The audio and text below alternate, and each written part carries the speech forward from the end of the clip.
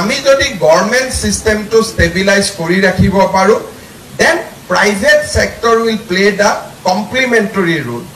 আমাক private sector লাগে but private sector আমাক এইটো কাৰণে নালাগে to replace the government sector আমাক লাগে you play complementary role আজি আমি government medical college এখনত liver transplant is not easy কিহৰ কাৰণে ইয়াতে বহুত ধৰণৰ মানুহ আহিব attendance আহিব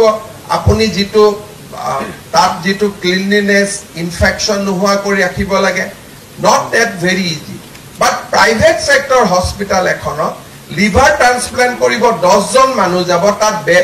বাকি একো কাম নহয় so it will be easier for them to maintain that hygiene level government ত নহয় কিন্তু